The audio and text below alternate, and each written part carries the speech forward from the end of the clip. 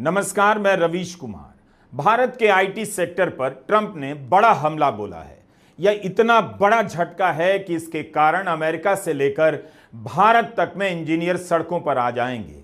भारत में इंजीनियरिंग की पढ़ाई करने वाले लाखों छात्रों पर भी असर पड़ेगा। भारत से लाखों छात्र लोन लेकर अमेरिका पढ़ने जाते हैं, इस उम्मीद में कि वहां नौकरी मिल जाएगी तो लोन चुका देंगे। उनके लिए वहां नौकरी के दरवाजे बंद हो गए हैं। पहले ही भारत के आईटी सेक्टर में नौकरियां कम हो रही हैं, छटनी हो रही है। अब अगर अमेरिका में काम करना मुश्किल हो जाएगा तो इसका असर भारत की बड़ी बड़ी आईटी कंपनियों पर भी पड़ेगा। इस तबाही को आप इस तरह की बकवास से नहीं नकार सकते कि अब अमेरिका से प्रतिभाशाली लोगों को भारत लाया जाएगा और भारत का उनसे विकास होगा। क्यों यह दलील बकवास एंड फालतू का कॉम्बो है, आगे बताएंगे। लेकिन आपसे एक गुजारिश है कि विदेश नीति को अब ताली और गले मिलने से मत समझिए। यह इसलिए कह रहा हूं कि जून 2023 में प्रधानमंत्री नरेंद्र मोदी वॉशिंगटन गए। वहां उन्होंने कह दिया H-1B वीजा का नवीकरण करने के लिए भारत नहीं आना पड़ेगा। इसका पायलट प्रोजेक्ट शुरू हो रहा है, अमेरिका में ही काम हो जाएगा। वहां लोगों ने इस बात पर तालियां बजाई और मोदी मोदी के नारे लगाए। आज 20 सितंबर 2025 है। H-1B वीजा वालों के लिए अमेरिका में रहना, नौकरी करना दोनों खतरे में पड़ गया है। हम इस वीडियो की शुरुआत में ही वॉशिंगटन के रीगल बिल्डिंग में बजी तालियां सुना देना चाहते हैं, ताकि शुरू में ही आपको पता चल जाए कि जिस झूठ को आप पिछले 11 साल से सच मानकर जी रहे थे, उस पर ताली बजा रहे थे, उसका पर्दाफाश हो गया है। साथियों, आप में से बहुत से लोगों की H-1B वीजा के रिन्यू को लेकर भी लंबे अरसे से एक डिमांड थी। अब ये निर्णय लिया गया है कि H-1B वीजा को रिन्यू करने के लिए आपको अमेरिका से बाहर नहीं जाना पड़ेगा।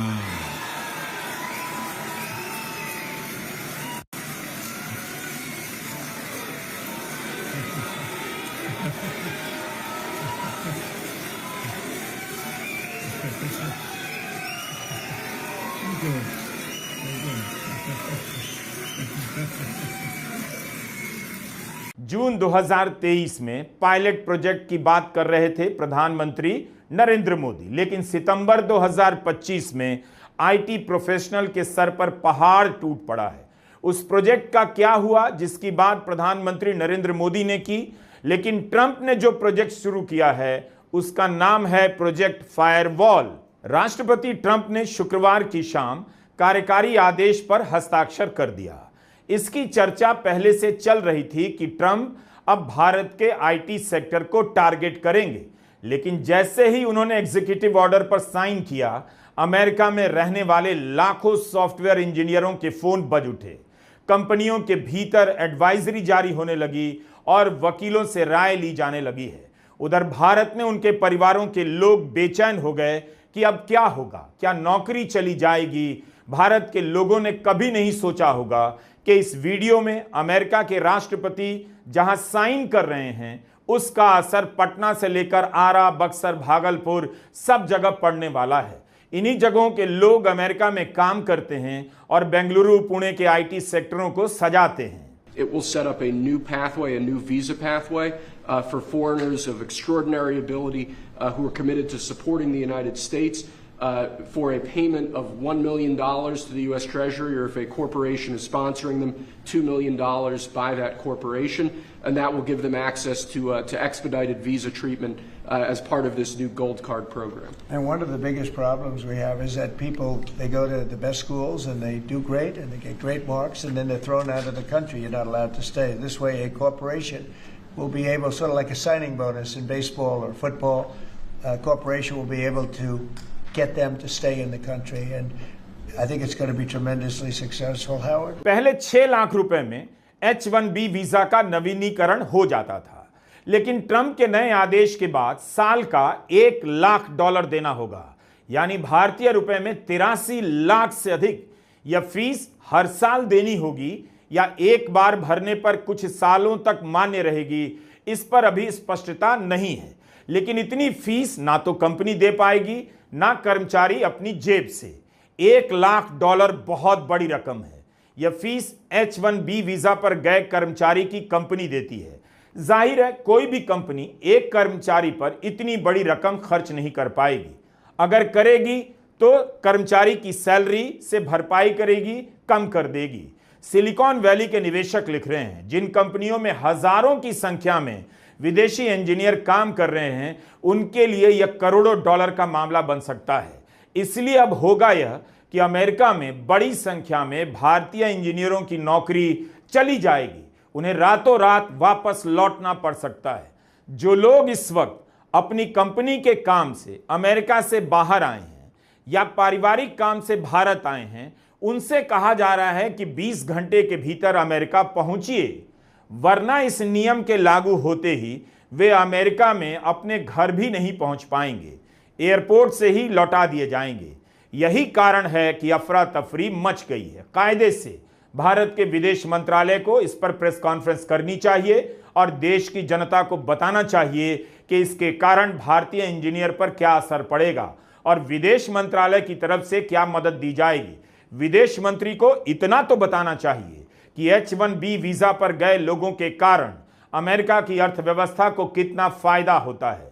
वे अरबों डॉलर के टैक्स देते हैं, उनकी वजह से मकानों के दाम वहां बढ़े, बाजार बढ़ा, रियल एस्टेट सेक्टर में लोगों ने पैसे बनाए, स्कूलों की फीस दी है, डॉक्टर हैं जिनसे अमेरिका के अस्पताल चल रहे हैं। इन भारतीयों की प्रतिभा से कंपनी से लेकर अमेरिका की तमाम संस्थाएं चल रही हैं।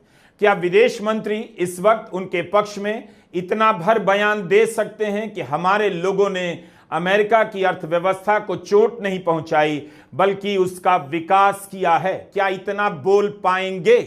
ये पहली घटना नहीं है जहां अमेरिका इस तरह से व्यवहार भारत के साथ कर रहा है।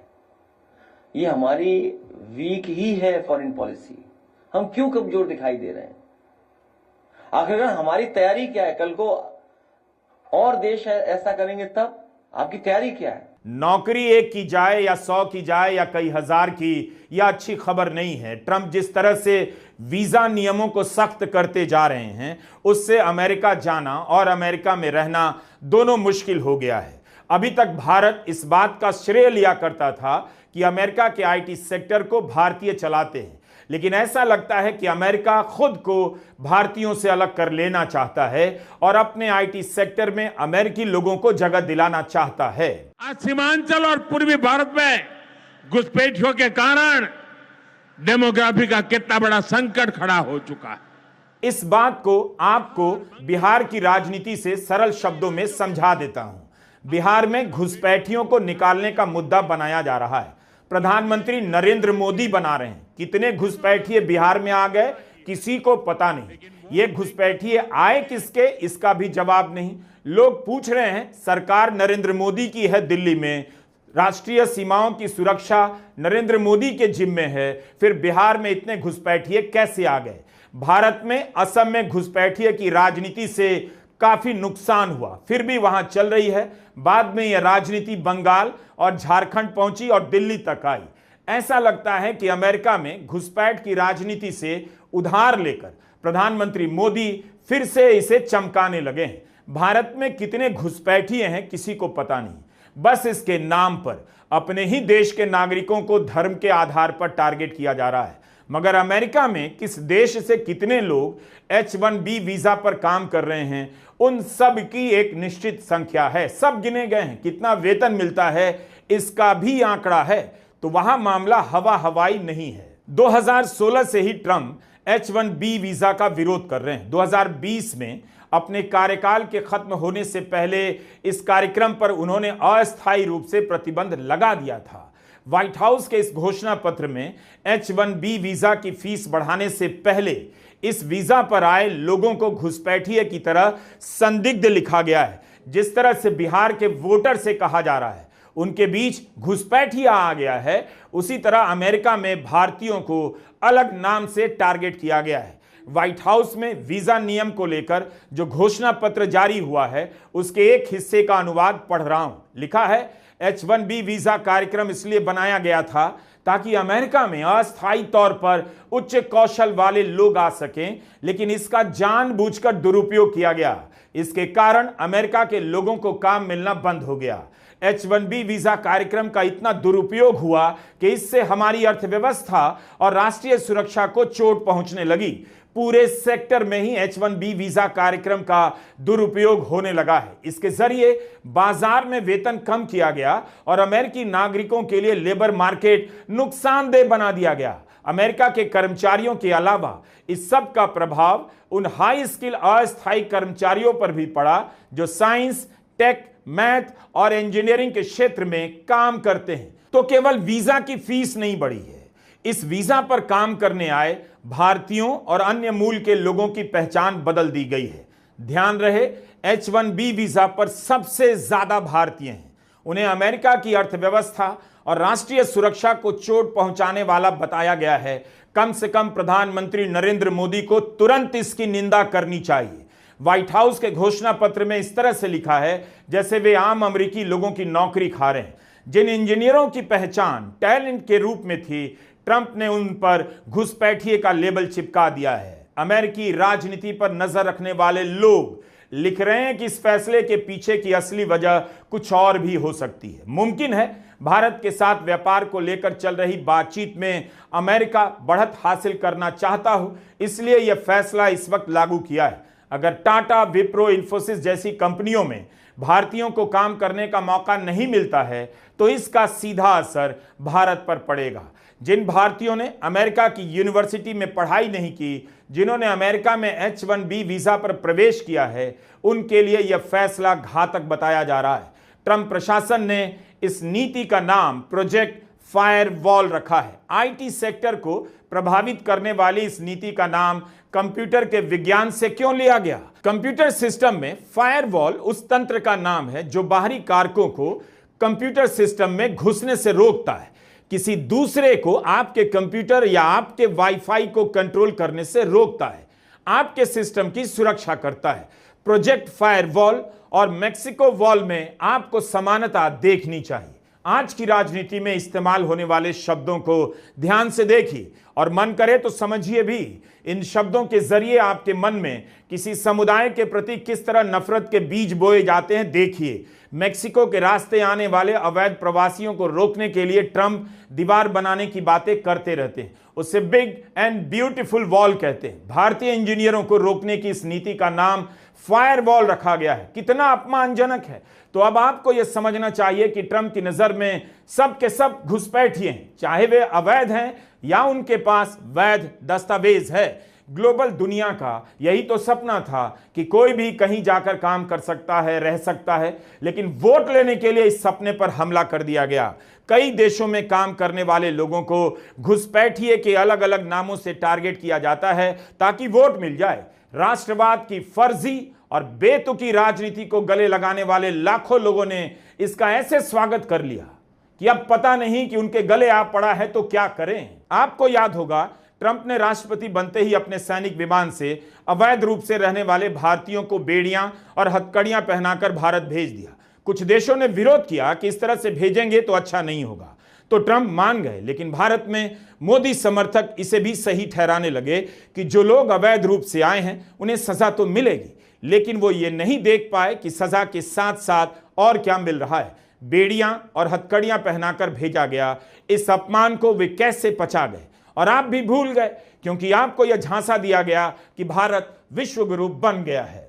The standard operating procedure for deportation by aircraft used by ICE that is effective from 2012. I repeat, that is effective from 2012 provides for the use of restraints. Deportees are temporarily unrestrained if needed in that regard. This is applicable to chartered civilian aircraft as well as military aircraft. There has been no change, I repeat, no change from past procedure for the flight undertaken by the US on 5 February 2025. अब आप बताइए, H1B visa वाले तो नियम कानून के अनुसार वहां गए, उन पर हमला क्यों हो रहा है? क्योंकि घुसपैठ विरोधी राजनीति वीजा ए वीजा बी के अनुसार नहीं चलती। यह किसी भी बाहरी व्यक्ति को दुश्मन की नजर से देखती है, उससे नफरत करती है। इसे आप एंटी इमिग्रेंट कह ले या घुसपैठियों को निकालेंगे कह ले, दोनों में कोई फर्क नहीं। भारत में भी वैध नागरिकों को सियासी जंग में घुसपैठिया कहा जा रहा है, और आप जानते हैं किसे कहा जा रहा है। क्या प्रधानमंत्री नरेंद्र मोदी ट्रंप के साथ निजी रिश्ते के आधार पर वीजा नियमों से भारतीयों को राहत दिलवा सकते हैं ताकि किसी की नौकरी ना जाए?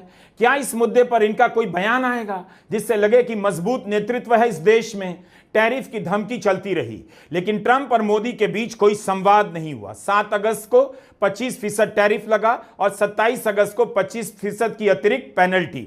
भारत के निर्यातकों में अफरा तफरी मच गई, हजारों करोड़ रुपए के ऑर्डर कैंसिल होने लगे, लेकिन प्रधानमंत्री नरेंद्र मोदी चुप रहे। पूर्णिया जाकर घुसपैठ की राजनीति करते रहे, लेकिन अमेरिका में भारतीयों के खिलाफ हो रही घुसपैठ की राजनीति पर चुप रहे। सितंबर महीने में ट्रंप ने प्रधानमंत्री मोदी का नाम लेकर ट्वीट क्या कर दिया, झट से प्रधानमंत्री का जवाब आ गया और फिर से निजी रिश्ते, आपसी सम्मान की बातें होने लग गई। गोदी मीडिया दोस्ती की बातें करने लगा और भारतीयों को झांसा देने लगा कि ट्रंप मोदी के आगे झुक गए हैं। इन सब के बाद ट्रंप ने H1B वीजा की फीस बढ़ा दी। कई महीने हो गए ट्रंप के रवैये में कोई बदलाव नहीं आया, लेकिन भारत ट्विटर पर नाम आ जाने से गदगद हो जाता है। उसी अमेरिका के नेतृत्व में सऊदी अरब और पाकिस्तान के बीच रक्षा समझौता होता है। उसी समय अमेरिका ईरान के चाबहार बंदरगाह से कारोबार करने के लिए भारत को 2018 से जो छूट मिली थी उसे समाप्त कर देता है। अभी तक टैरिफ भी कम नहीं किया गया, जिसे कम करने का दावा निजी रिश्तों के नाम पर किया जा रहा है। अभी 2 ही दिन पहले तो नरेंद्र मोदी और डोनाल्ड ट्रंप खूब गलबैयां करके हैप्पी बर्थडे टू यू मना रहे थे, और 2 ही दिन बाद हिंदुस्तान पर ऐसा कड़ा प्रहार किया है कि हमारी इंडस्ट्री और हमारे यूथ पर एक घातक हमला हुआ है। अमेरिका ने H1B वीजा की फीस $1000 से बढ़ाकर अब $1,00,000 कर दी है। इसका सीधा प्रभाव हमारी इंडस्ट्री पर होगा, हमारे यंग लोगों पर होगा, हमारे जूनियर लेवल के लोगों पर होगा जो अमेरिका जाते हैं। इसका सीधा प्रभाव जॉब अपॉर्चुनिटीज पर होगा, जिस तरह की जॉब अमेरिका में मिल सकती थी भारतीयों को। और एक बात याद रखिएगा, H1B का जो पूरा पूल होता है उसमें से करीब 72-73% इंडियंस हैं जो H1B वीजा यूज करते हैं। मतलब इसका सबसे करारा प्रहार इंडियंस पर आएगा।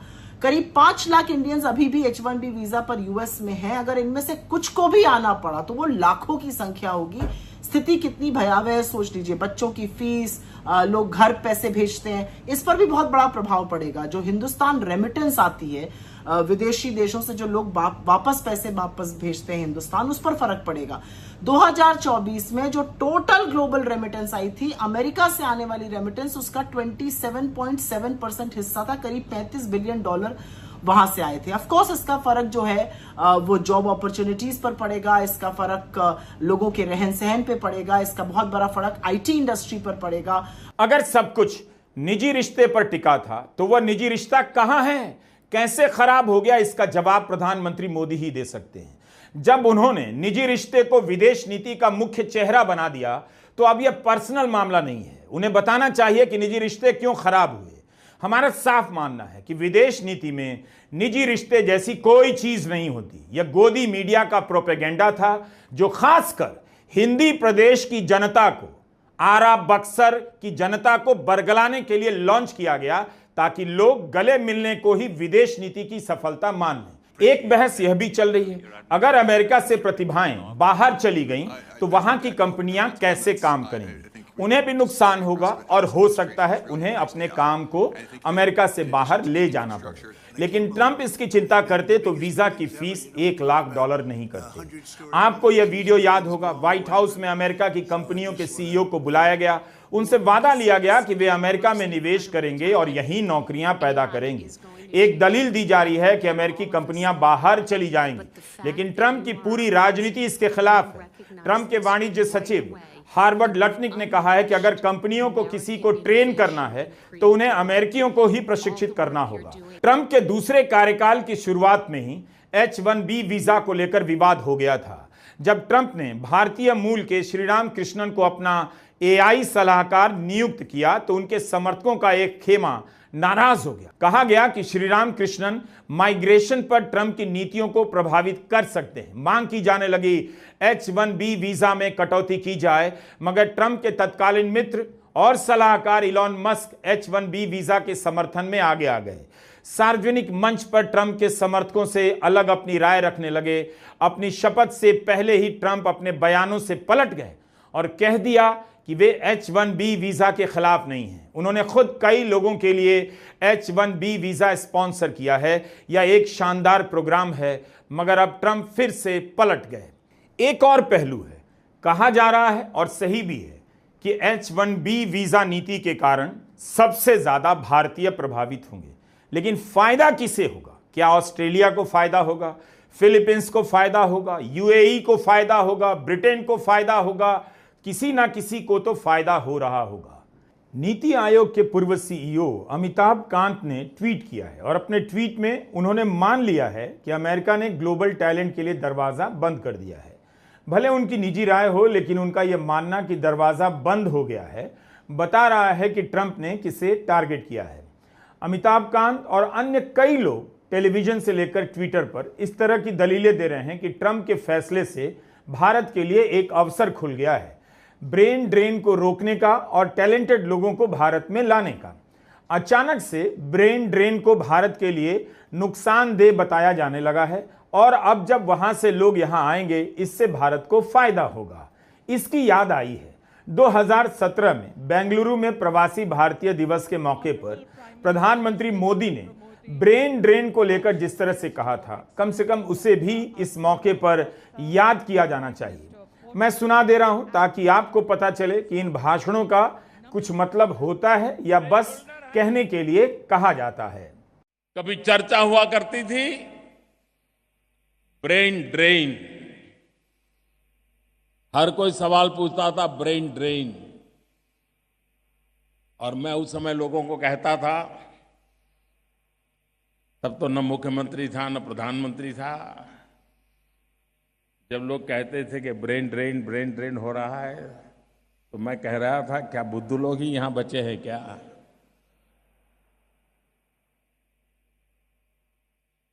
लेकिन आज मैं बड़े विश्वास के साथ कहना चाहता हूं,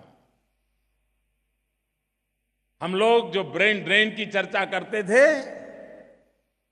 वर्तमान सरकार के इनिशिएटिव उस ब्रेन ड्रेन में से भी ब्रेन गेन के लिए है।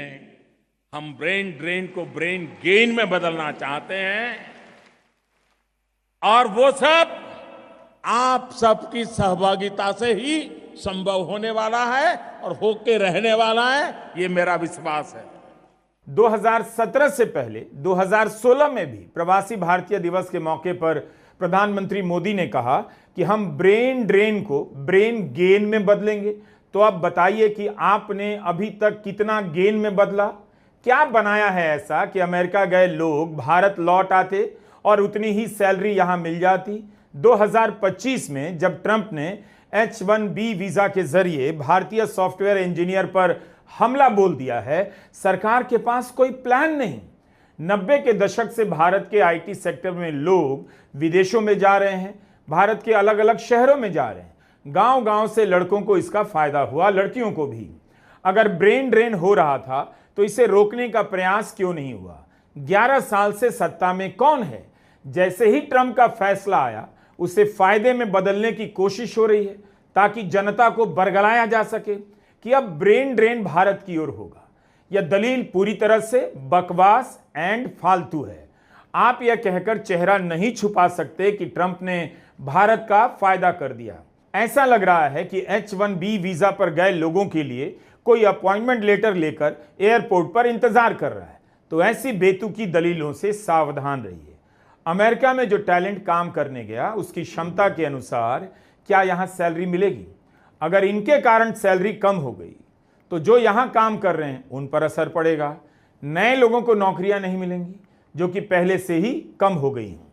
हमने IT सेक्टर में नौकरियों के सिकुड़ने पर कई वीडियो बनाए हैं और आपने देखा भी होगा।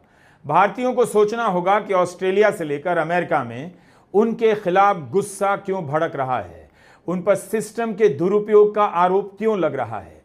क्या ऐसा है कि H1B वीजा का दुरुपयोग किया गया और इसके कारण स्थानीय लोगों में गुस्सा भड़का है? अगर ऐसा है तो इस सच्चाई का भी सामना करना चाहिए। यह सितंबर 2024 का वीडियो है। न्यूयॉर्क के नेसो वेटरन्स कॉलिसियम में बड़ी संख्या में भारतीय मूल के लोगों को जुटाया गया। कार्यक्रम हुआ, इसका नाम था मोदी एंड अस को ऐसे लिखा गया जैसे पढ़ने में USA भी प्रतीत हो। 22 सितंबर 2024 को प्रधानमंत्री मोदी बता रहे थे, बॉस्टन और लॉस एंजलिस में काउंसलेट खोलने की घोषणा कर रहे थे। अमेरिका में पहले से भारत के 6 काउंसलेट हैं। जाहिर है प्रधानमंत्री मोदी की इस घोषणा का मकसद यही था कि भारतीयों को वीजा बनाने में दिक्कत ना आए। यह कार्यक्रम 22 सितंबर 2024 का था। आज 20 सितंबर 2025 है, जब H1B वीजा पर काम करने वाले लाखों भारतीयों पर संकट आया है। क्या प्रधानमंत्री मोदी इस तरह से ट्रंप के नए कदम के बारे में कभी बोल पाएंगे? मैंने पिछले साल ये घोषणा की थी कि सिएटल में हमारी सरकार का नया कॉन्सुलेट खोलेगी। अब ये कॉन्सुलेट शुरू हो चुका है। मैंने 2 और कॉन्सुलेट खोलने के लिए आपके सुझाव मांगे थे। मुझे आपको ये बताते हुए खुशी है कि आपके सुझावों के बाद भारत ने बोस्टन और लॉस एंजलिस में 2 नए कॉन्सुलेट खोलने का निर्णय लिया है। प्रधानमंत्री मोदी जहां भी जाते हैं, किसी भी देश में जाते हैं, स्टेडियम में एक कार्यक्रम किया जाता है। होते वहां भारतीय ही ज्यादातर, लेकिन उनसे ताली बजवा कर भारतीयों को दिखाया जाता है यूपी बिहार के गांवों में कि विदेशों में इतनी लोकप्रियता है। हमारा सवाल है कि क्या कभी प्रधानमंत्री मोदी ने विदेशों में रहने वाले भारतीयों से अपील की कि भारत में अमृतकाल स्टार्ट हो गया है, इथेनॉल से चल रहा है, आप सभी भारत लौट आइए। मैं फिर दोहराता हूं कि भारत के पास कमजोर प्रधानमंत्री हैं। ट्रंप के फैसले के बाद राहुल गांधी ने यह ट्वीट किया और इसी के साथ बिजनेस स्टैंडर्ड की खबर भी लगा दी। मगर राहुल गांधी ने यह भी याद दिलाया कि उन्होंने 2017 में भी यही बात कही थी कि भारत के पास कमजोर प्रधानमंत्री हैं। तब राहुल गांधी ने 2 खबरों को ट्वीट किया था। एक खबर कहती है कि ट्रंप और मोदी के बीच H1B वीजा को लेकर कोई बातचीत नहीं हुई। दूसरी खबर कहती है भारत ने अमेरिका द्वारा कश्मीर को प्रशासित कश्मीर कहा जाना स्वीकार कर लिया है। इन दोनों खबरों को याद दिलाते हुए राहुल गांधी ने फिर से कहा है, मैं दोहराता हूं, भारत के प्रधानमंत्री कमजोर हैं, यानी जो कहा था वही सच साबित हुआ। भारत के सॉफ्टवेयर इंजीनियरों के जीवन में तूफान मचा है और तूफान आया है भारत सरकार की कूटनीतिक नाकामी से। साफ साफ विदेश नीति फेल हो गई, लेकिन इसे भी जश्न के रूप में बदलने का प्रयास हो रहा है। आप सभी जानते हैं कि भारत की शिक्षा व्यवस्था बर्बाद है। आपके जिले के सारे कॉलेज कबाड़ हो चुके हैं। जाहिर है जो लोन ले सकते हैं उन्होंने किसी तरह अपने बच्चे को लोन लेकर अमेरिका भेजा। अब उन पर भी संकट आएगा, उनके लिए वहां नौकरी कर लोन चुकाने का मौका चला जाएगा। कुल मिलाकर ट्रंप लगातार भारत के हितों को प्रभावित करने वाले कदम उठा रहे हैं। भारत के प्रधानमंत्री नरेंद्र मोदी कुछ नहीं बोल पा रहे। अमेरिका के साथ अच्छे रिश्तों के कारण भारत को लगातार फायदा हुआ है। साधारण परिवारों के लोग इंजीनियरिंग की पढ़ाई करने के बाद ग्लोबल प्लेटफॉर्म पर काम करने गए, इससे उनके परिवारों में आर्थिक तरक्की आई है। इसलिए यह कोई अच्छी खबर नहीं है कि उन इंजीनियरों को भारत वापस आना होगा। सबको पता है उनकी सैलरी और उनकी क्षमता के हिसाब से यहाँ काम नहीं है। अगर काम होता तो पहले ही आ जाते। उन्हें भी अपने घर में रहना अच्छा लगता है। भारत की विदेश नीति जमीन पर बिखर गई है। इसे हिंदी में स्थानीय जुबान में छितरा जाना कहते हैं। यह सच्चाई अब आपको दिख जानी चाहिए। इसका असर अब आपके घरों तक पहुंच रहा है। आपके बच्चों की नौकरियां प्रभावित हो रही हैं और उनके सपनों को अंधेरा घेरने लगा है। नमस्कार, मैं रवीश कुमार।